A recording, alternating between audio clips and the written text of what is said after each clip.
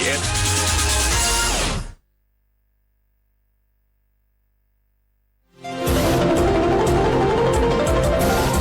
วิทยุแห่งประเทศไทยให้ความรู้กู้ความสุข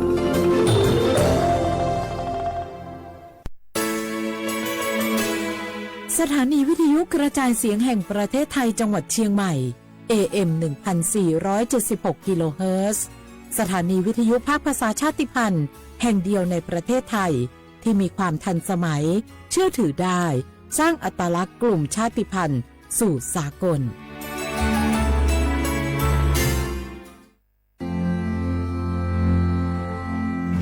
รากฐานสังคมไทยตั้งแต่อดีตจนถึงปัจจุบันเคารพเทิดทูนสถาบันพระมหากษัตริย์เป็นศูนย์รวมจิตใจที่เหนียวแน่นของคนไทยในเวลาที่เกิดวิกฤตทางการเมืองพระบารมีของพระเจ้าอยู่หัวก็ทำให้เกิดความสงบและช่วงที่เกิดวิกฤตเศรษฐกิจปรัชญาเศรษฐกิจพอเพียงของพระเจ้าอยู่หัวรัชกาลที่ 9 พระราชทานให้กับคนไทยก็ทำให้ผู้ที่น้อมนำมาปฏิบัติมีภูมิคุ้มกันและไม่เกิดความเสียหายพระปฐมบรมราชโองการของพระเจ้าอยู่หัวรัชกาลที่ 10เราจะสืบสานรักษาและต่อยอดและครองแผ่นดินโดยธรรมเพื่อประโยชน์สุขแห่งอาณาราษฎรตลอดไปพระมหากษัตริย์ไทยทุกพระองค์ทรงห่วงใยราชเสมอสถาบันพระมหากษัตริย์ไทยศูนย์รวมใจไทยทั้งชาติ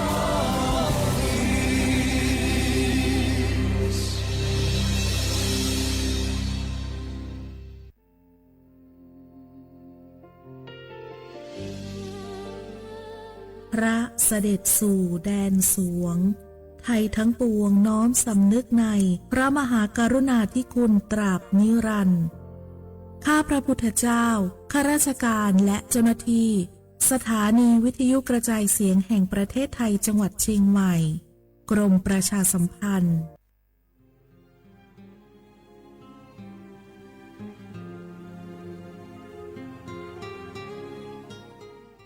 This is a moment of profound grief for the Kingdom of Thailand. We, the collective voices of Radio Thailand Chiang Mai, join the Thai nation in mourning the passing of our beloved Queen Martha, Her Majesty Queen Sirikit. Her life was a testament to the unwavering service, grace, and deep love for the Thai people. Our humble condolences and thoughts are with His Majesty the King, the royal family, and all the Thai people during this deeply sorrowful time. We will remember her forever.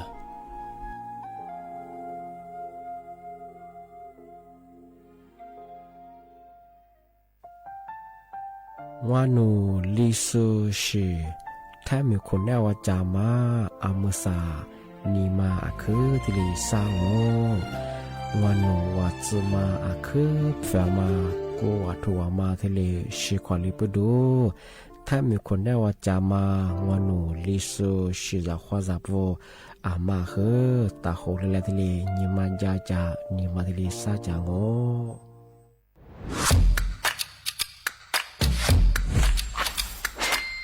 กลับมาแล้ววันนี้กับโครงการคนละครึ่ง plus รัฐออกครึ่งประชาชนออกครึ่งช่วยเศรษฐกิจไทยหมุนเวียนเติบโตถ้าเราช่วยกัน plus ต่อยอดให้เศรษฐกิจไทยเติบโตอย่างยั่งยืนด้วย5 plus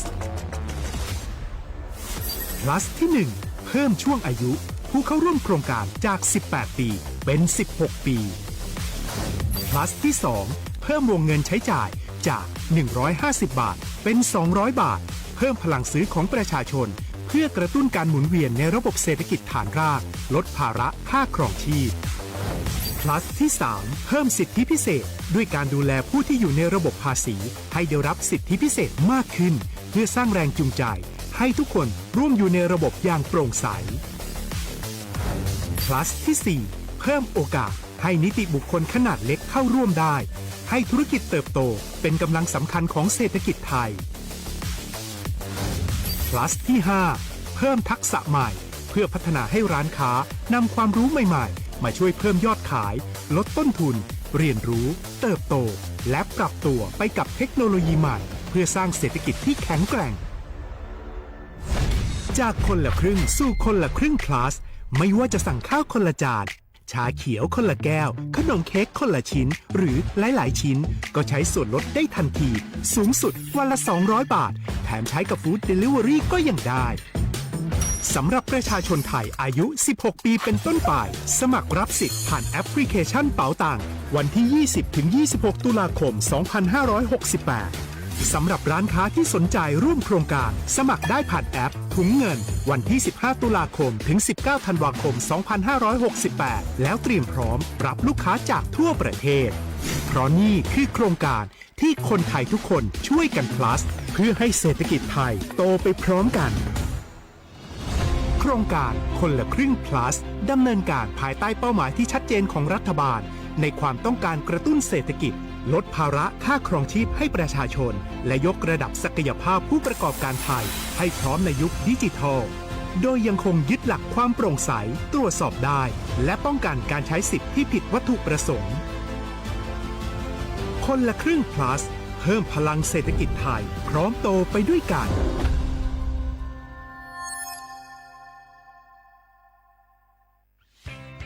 เส้นทางสายหมอกที่สวยที่สุดในเมืองแพร่กำลังรอทุกคนไปวิ่งด้วยกันครับทุกก้าวของคุณคือพลังของลมหายใจชวนเพื่อนชวนครอบครัวมาวิ่งฝ่าสายหมอกเพื่อโรงพยาบาลแพร่ในวันอาทิตย์ที่ 7 ธันวาคม 2568 บริเวณลานกิจกรรมหลังวัดพระธาตุช่อแฮมาร่วมกันส่งต่อพลังแห่งความดีเพราะทุกก้าวของคุณช่วยต่อชีวิตให้กับผู้ป่วยในโรงพยาบาลแพร่สมัครได้เลยวันนี้แล้วไปวิ่งด้วยกันในวันอาทิตย์ที่ 7 ธันวาคม 2568 พบกันบริเวณลานกิจกรรมหลังวัดพระธาตุช่อแฮนะครับ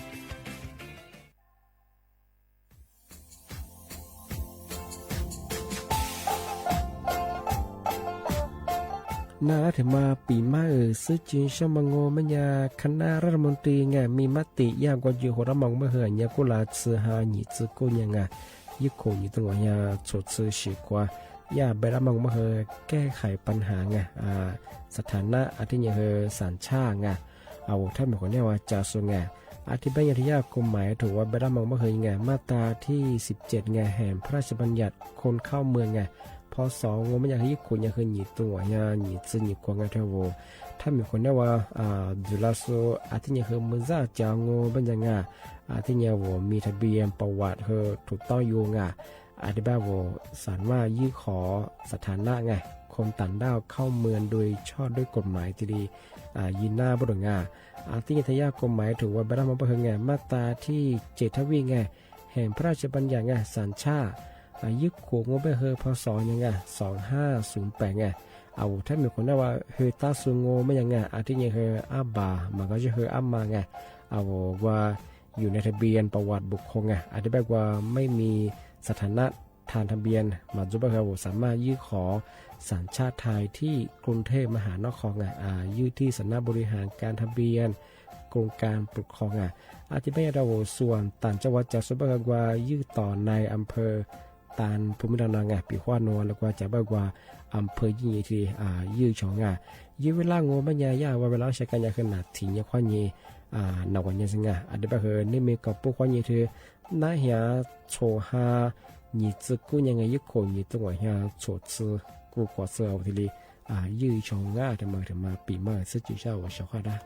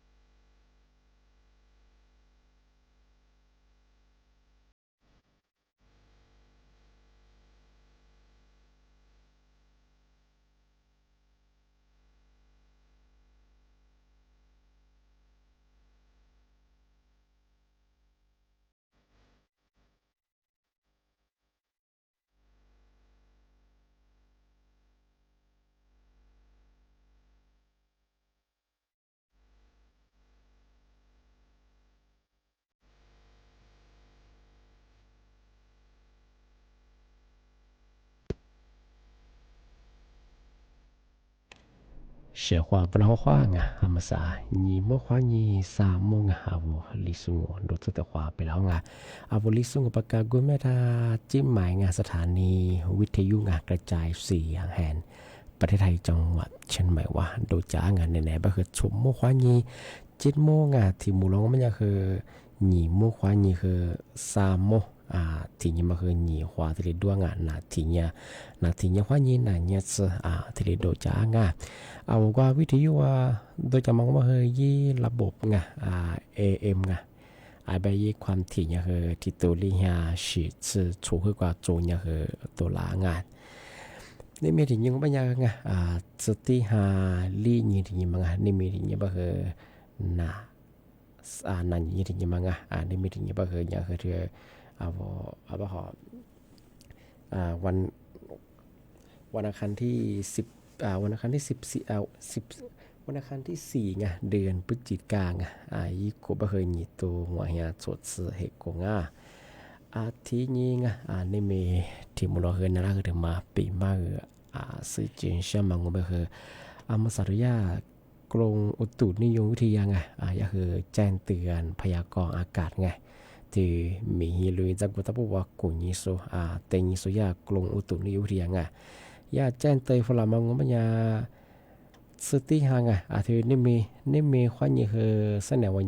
วันที่6ซึ่งยุคนี้ต้องหาสดสื่อเหตุงานที่เอาภาคเหนือตั้งปุ๊บว่าบัญญัติเหมือนหาคือติญาที่ลดลงยังไงติญานี่แหละบุรุษแบบคือเน้นไม่ยังเน้นคืออากาศยังติญาเย็นยาบุรุษ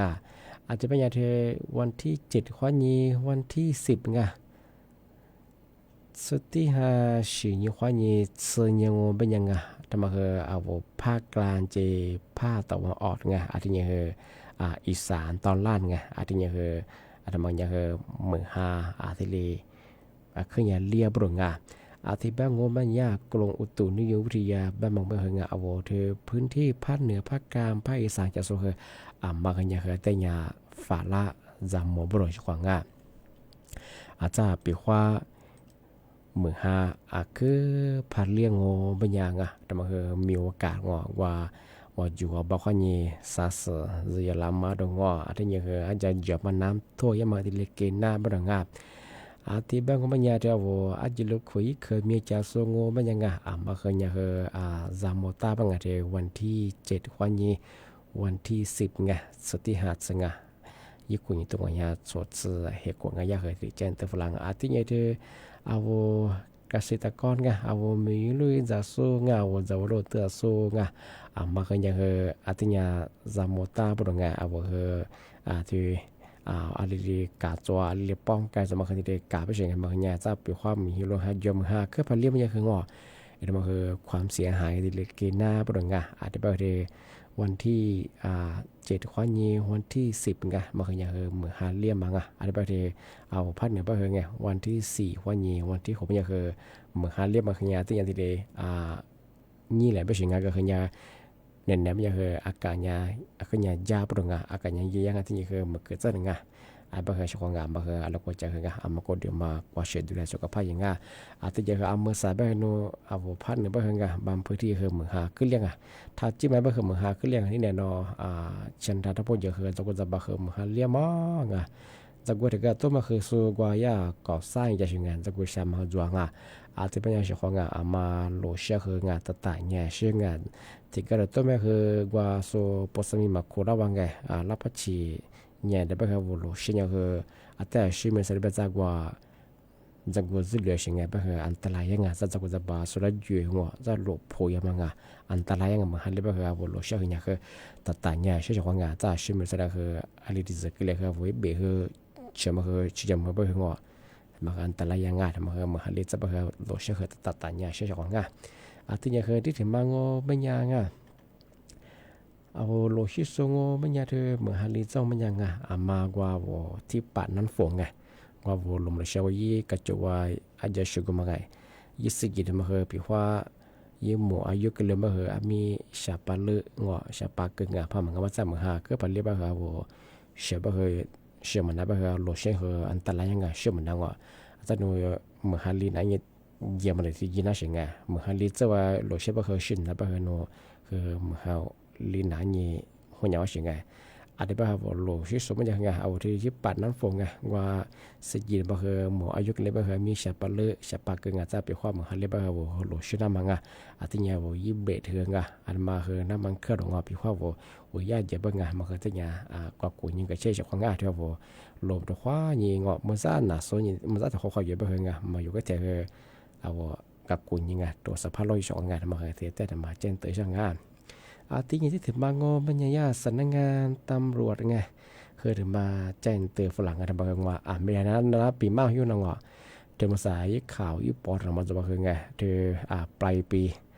สิ่งที่ติดความรวยมันก็คืออะไรที่สิ่งอย่างฮะที่ข้อนี้คือเอารัฐบาลข้อนี้ว่ารัฐบาลที่ทีมบาที่เดือเป็นยังคือยึดข่าวมาคือที่ส่วนคือแชร์อย่างไง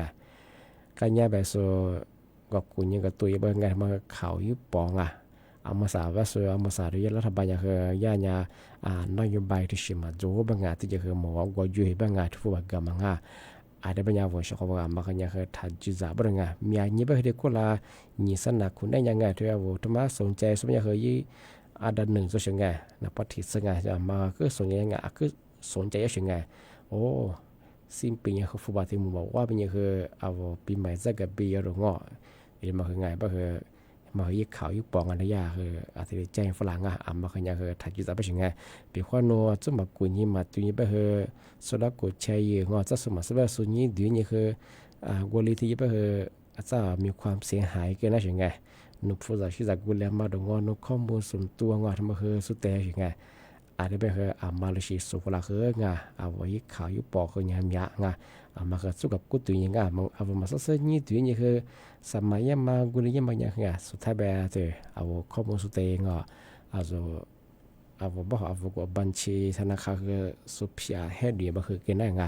อาจจะเป็นอย่างคืออาเลเซียแต่ก็มาซื้อไม่คือไงมาคือทักกุลาทักเชงไงส่วนสิสุฝรั่งคือนี่ตัวนี้คือกุลีที่ยังมาถ่ายไงมาคืออย่างคือมาสับกลุ่มมิชาชีแกนคอสินเตอร์คือมีอย่างไงมาคือจำมังไงอาจจะเป็นเรื่องภาษาสุยข่าวคือใช้ยังมังไงเอาเรื่องดิจิทัลวอลเล็ตไงที่มึงบอกว่ามาขยายมาเคยข่าวยุบปองมาเคยมาสักสมัยงานมาเคยถึงมาทะเลปากกาปีมาเช้าวันช่วงงานที่ถึงมาโง่ไม่ยังย่าสาธารณสุขถึงมาแจ้งเตือนฝรั่งมาสา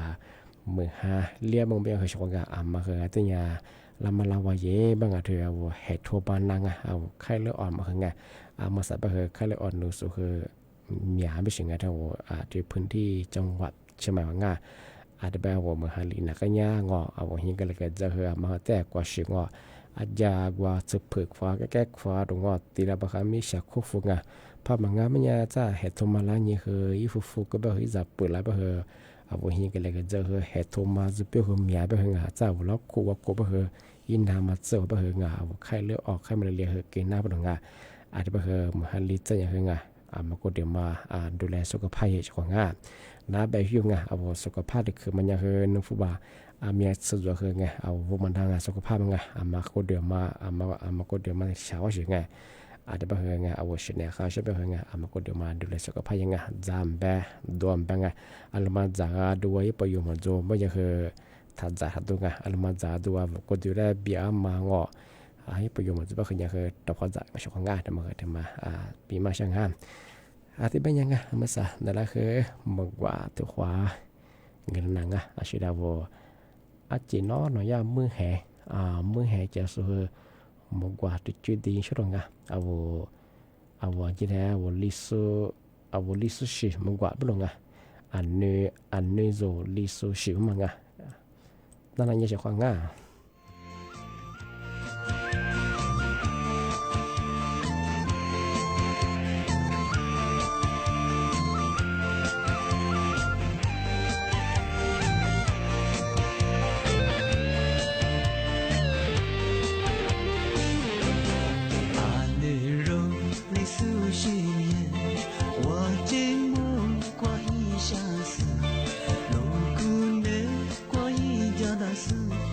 我寂寞过没只有独自那边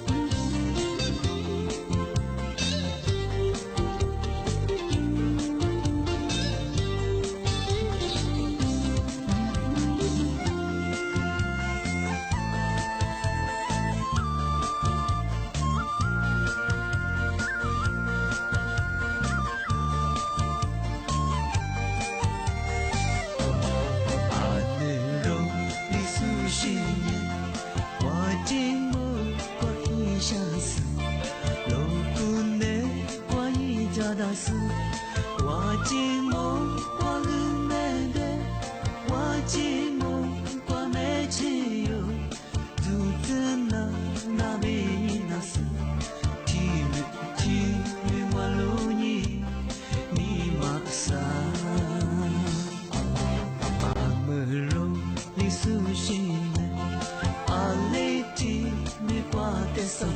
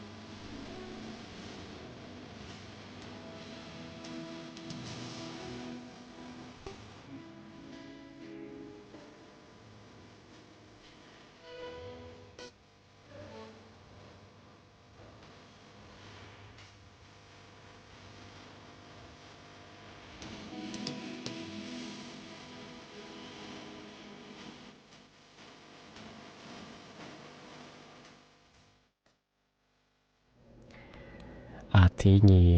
ที่ถึงมาปีมาสกินช่างมาสาเรียวแอปพลิเคชันไงที่แอปกระเป๋าตังค์ไงมาคนละครึ่งอยู่สูงเป็นยังไงมาสาเรียวคนละครึ่งมาค่อยว่าฟู้ดเดลิเวอรี่ไงเธอยาสารอาหารระบบออนไลน์ยับค่อยนี้ยังมังมาสักทีเลยยินน่าเสียงที่บ้านโง่เป็นยังไงร้านค้าไงร้านค้าไว้ร้านเปิดซูโง่ไม่ยาปีขวานโนสนใจไงเข้าร่วมเธอว่าสั่งอาหารผ่านแอดไงเธอระบบออนไลน์ไงฟู้ดเดลิเวอรี่บ้างมาตัดดูช่างโง่เป็นยังไงร้านค้ายังไงสมัยมาคือวันที่3ก็คือแมงแมงกับแมงแมงกับพวกลามังนี่แมงกับพวกยามังที่สิ่งหาสเปชของที่ร้านค้าร้านหาเปิดซุงที่อย่างเปียกข้าวโนที่เข้าร่วมสั่งอาหารมาที่เดลิเวอรี่ตะโบตัดดูใช่บ้างมาคือวันที่3กับพวกยามังที่รถทะเบียนที่ยินหน้าปุ่นรถทะเบียนยามังสมัยยามังก็บอกว่าโครงการแอดถุงเงินข้อนี้สมัยแต่ไกลน่าเชื่อว่าแอดถุงข้อนี้สมัยยามังคือกุฏิการจบปุ่นอาจจะไปเปียกข้างชอบมาร้านค้าร้านอาหารตามสั่งสู้ลงร้านเปิดซุปเปอร์เปียกข้างโนที่โครงการมาตัดหนึ่งใช่บ้างทะเลเริ่มสมัยจองในมีกับพวกยามังที่บ้านยังที่ประชาชนยี่อยู่ซุงโง่เป็นยังไงที่คนละคือ plus ไงยี่อยู่โซเปียกข้างโนสั่งอาหารระบบออนไลน์ไงผ่านฟู้ดเดลิเวอรี่ไงทำไมไม่เคยย่ามาสาธิตแฟลตฟอร์มไงเดลิเวอรี่ที่ยาเข้าร่วมโครงการยิ่งตั้งมันก็ไม่เคยลัญญาลีมาสมัครสองที่กระดาษงอที่ยังแลมแมนที่ยังช้อปปี้ฟู้ดมันก็ยังสั่งอาหารยังมันก็จะมาสวนมั้งอันนี้ก็ยี่อยู่สูงเป็นยังไงที่อยู่นั่นมันคือวันที่7ที่วันที่7ก็แล้วนาชวนยิงนาชวนยิงกับพวกจะมาทะเลอยู่นอกที่สติหาสิ่งความยิ่งซาสติญาสิ่งหาสังกัดมาที่สั่งอาหารระบบออนไลน์ความยิ่งสั่งยังมาที่ยากระดุงไลแมนที่ยังช้อปปี้ที่มันที่ถึงบางวันมันยังช่วงเวลาสั่งอาหารยังมันอาหารสั่งยังมันก็มาเวลาก็ไม่ที่เน็ตสูงมั้งเน็ตสูงมั้งความยิ่งสักว่ากูมดที่เลยสั่งนอกอาจจะไปยี่โครงการมา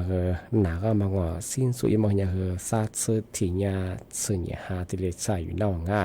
อาจจะไปเมื่อสายไปเที่ยวล้างค้างไว้ล้างค้าเปิดสวนโนปีว่าเข้าร่วมโครงการว่าระบบออนไลน์ข้อนี้สั่งอาหารยังมังก็ตัดดูใช่ป่ะนี่มีกระปุกยามาทีเดียสมัครยิ่งชงนุปัสมาแบบว่าแอดถุงข้อนี้ทีเดียสมัครยี่ว่าประดงว่าที่นี่ยี่อยู่สูงไม่อยากที่วันที่7กับพวกยามาทีเดียใส่หน้างานระบบออนไลน์เขายังไงที่แอดแกร็ดงแลมแมนงที่ช้อปปิ้ง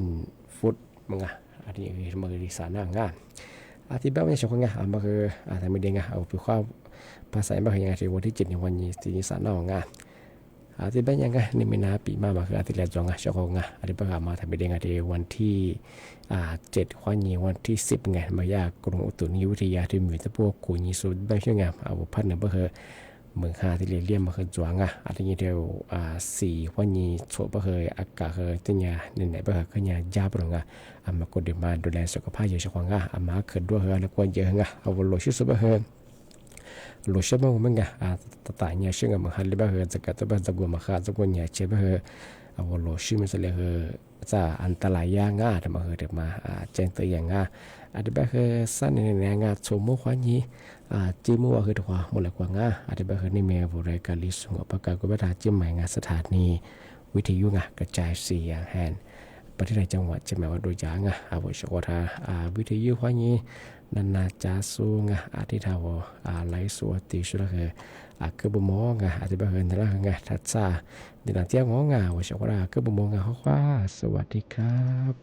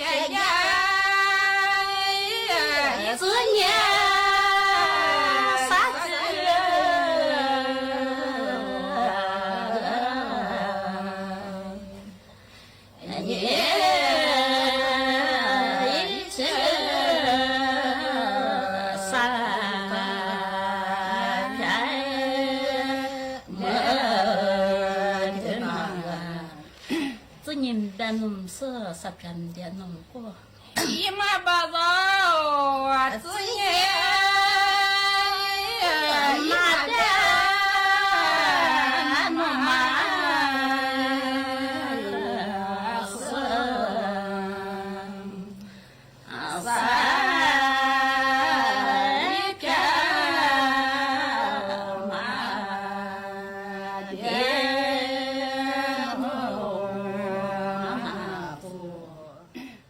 badat te kon matsanya hat